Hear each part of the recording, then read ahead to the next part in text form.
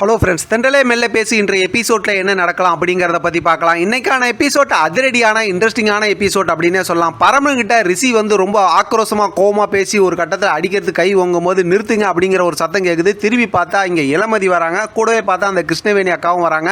இப்போ பார்த்தோம் அப்படின்னாக்கா வெளியில் வந்து விசாரிக்கும் போது இவங்க பணம் காணா போகல, வீட்டுக்குள்ளார தான் இருந்துச்சு, எல்லா விஷயத்தையும் அந்த கிருஷ்ணவேணி அக்கா சொல்கிறாங்க.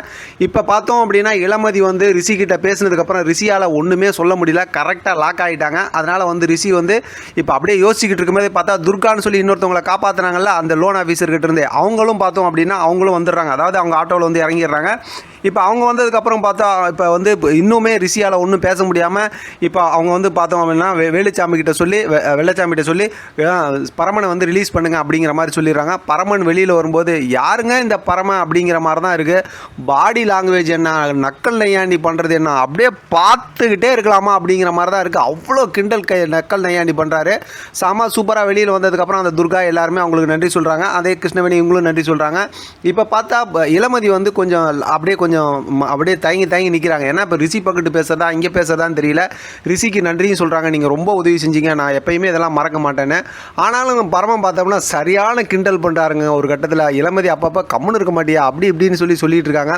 இப்போ வெள்ளச்சாமிகிட்ட அவர் இருக்காரு, அவர்கிட்ட ஊசி பத்திரம் அடுத்து யாருக்காவது போடுறது தேவைங்கும் போது அவரும் வந்து கம்முன்னு போகிறோமா அப்படிங்கிற மாதிரி சொல்கிறாங்க. பாடி லாங்குவேஜ் சரியான கிண்டல் கேளிங்க.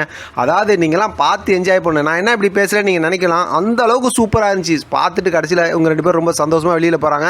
பரமனுக்கு ஒரே ஆச்சரியம், என்னை எப்பயுமே கலாமா தான் வந்து காப்பாற்றுவாங்க, நீ வந்ததுமே நான் ஆச்சரியப்பட்டேன் அப்படி இப்படி இவங்க பேசி சந்தோஷமாக வெளியில் வராங்க. நம்ம எதிர்பார்த்த மாதிரி கலாமா வந்து அப்படியே சும்மா டெரர் பீஸாக வந்து இறங்குறாங்க. இப்போ கலாமா கிட்ட எல்லா விஷயத்தையும் பரமன் சொல்கிறாங்க. பரமன் பாவம் யதார்த்தமாக தான் பேசுகிறாங்க, இளமதியும் யதார்த்தமாக தான் இருக்காங்க.